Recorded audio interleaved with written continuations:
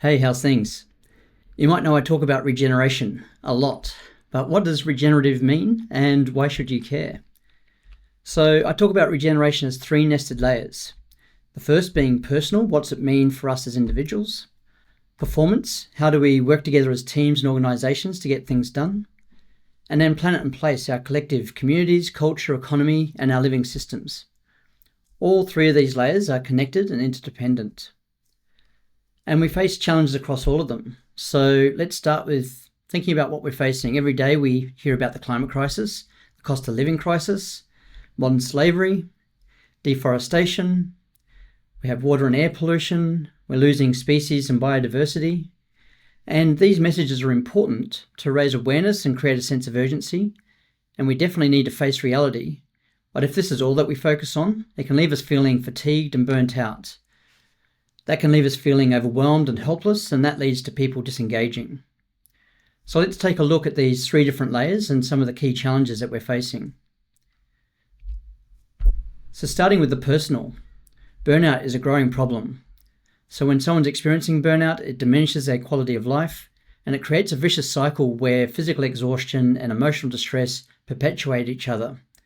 Some research was done that found that 61% of Australians are experiencing burnout, compared to 48% as the global average. 40% of employees also cited that burnout was a primary reason for them quitting their job. And so it's definitely having a massive impact at that personal level. What's it mean in terms of performance and for our economy? Well, from a business, it means that there's higher absenteeism and staff churn with lower productivity and workplace morale. So it's having a hit to performance as well. And that at our economic level, every year, it costs the Australian economy $14 billion. And at a global level, $1 trillion in lost productivity. So burnout is causing a massive personal issue, but then also for performance and into our economy.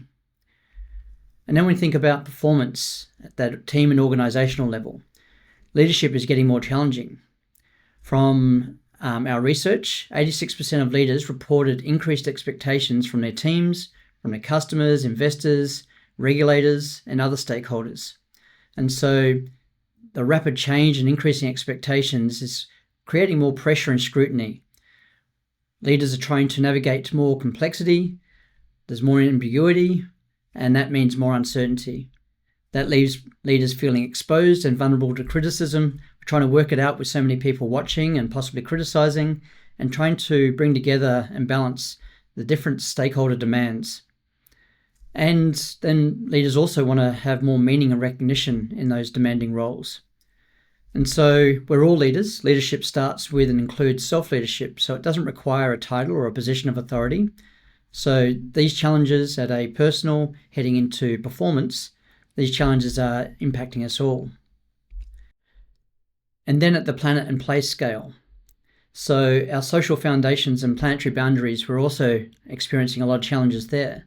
From Kate Raworth's donut economics model, our social foundations, the essentials that we need just to be able to live life, we have a whole bunch of shortfalls there for a lot of people on our planet.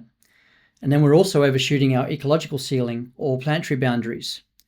The planetary boundaries model shows that there's 9 processes that are required to maintain a stable and resilient Earth. And at the moment, we've crossed 6 of those 9 planetary boundaries. So we're facing challenges across those 3 layers of the personal, performance, and planet and place.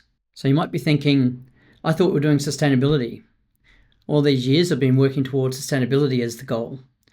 Well, unfortunately, we're past that point where we can just sustain what we're doing, even if that meant adding no additional harm. The way we've been doing business for the last couple of hundred years, the conventional way, has actively been degenerating our living ecosystems and creating a negative social environmental impact. As we made progress, and in areas we're making great progress, we moved to greener and more sustainable solutions and business models. But unfortunately, that's still not enough. Our planet can't sustain how we're currently doing business and living. We need to head into more restorative and regenerative ways of doing things. And this means taking a living systems approach to design and innovation that's collaborative, and it creates the conditions for all life to thrive. So hopefully you've heard of Earth Overshoot Day. It's the day in the year where, as humans, our demand for the Earth's resources actually exceed what the Earth can regenerate in that given year. So for Australia, if everyone in the world consumed like we do in Australia, we hit that date on the 19th of March 2025, less than a quarter of the way through the year. For the whole planet, that date will be by August, and the date will be announced in June this year.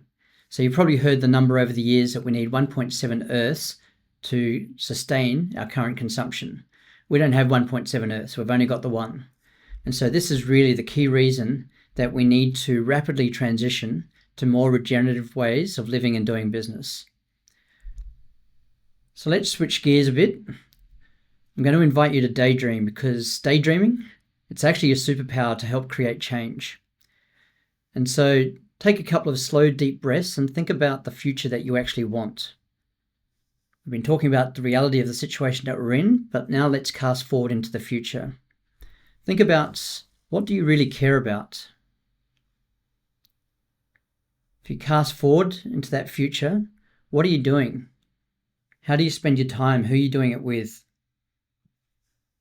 And if you imagine that all other life on our planet is healthy and thriving, how's the air, the water, the soil, the food?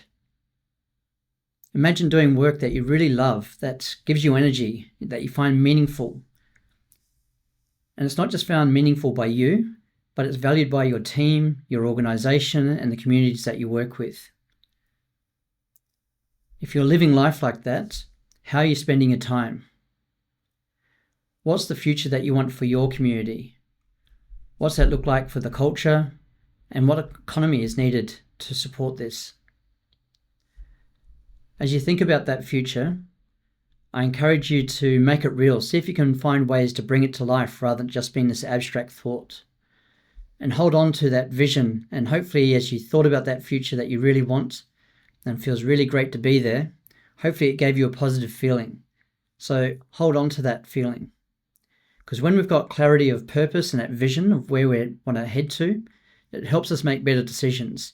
It's much easier to prioritize and make decisions that's when we're clear on why we're doing something.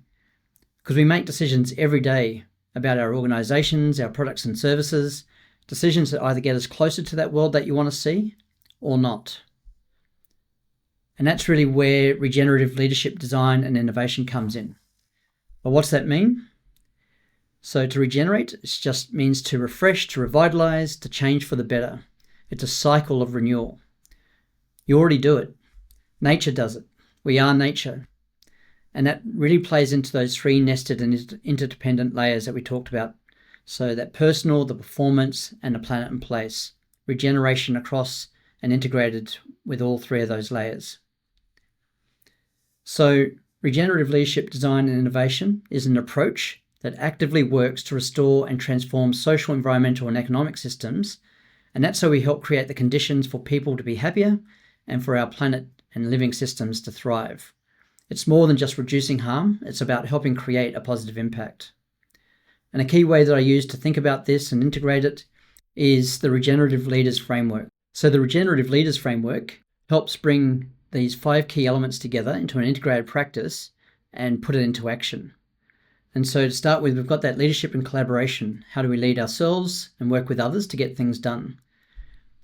Wellbeing and mindset. How do we increase our wellbeing and keep ourselves healthy on this journey? And then at the center of everything, that purpose and vision, that world that you want to see as a vision of the future, and the purpose of how do we make decisions that get us closer to that. In terms of how we solve problems and get things done, that's where that design thinking, that human-centered design and living systems approach, and the regenerative innovation as a way that we solve problems. And if we don't have the workflow momentum and the habits to underpin all of this and bring the pieces together, then it just doesn't happen. So it's really important that we have that workflow and momentum. So when we bring these pieces together and we integrate them, we're in a more regenerative mode of well-being, resilience, and relationships improve. We make better decisions and we solve problems that matter to create meaningful value for all of the stakeholders. And as part of this, we build momentum. So I have a simple theory for this. When leaders and teams increase their well-being and they build the skills to navigate complexity with more confidence, clarity, and purpose, They solve problems that matter for their teams, their customers, investors, regulators, communities, and our planet. And then that results in high-performing organizations that design, build, and launch business models, products, and services that are more regenerative, solutions that customers and teams actually love, which means they make money, and they do great things for people on our planet, and all while increasing our well-being. So what's that look like in action? Well, check out my other videos or get in touch for more. I'm Ben from Dynamic 4. We're a social enterprise and B Corp, and everything that we do is about how do we use regenerative leadership, design, and innovation to help create the conditions for people and communities to be happier and live on a nice, clean, healthy planet. And let's collaborate to solve problems that matter. Have fun. Thanks.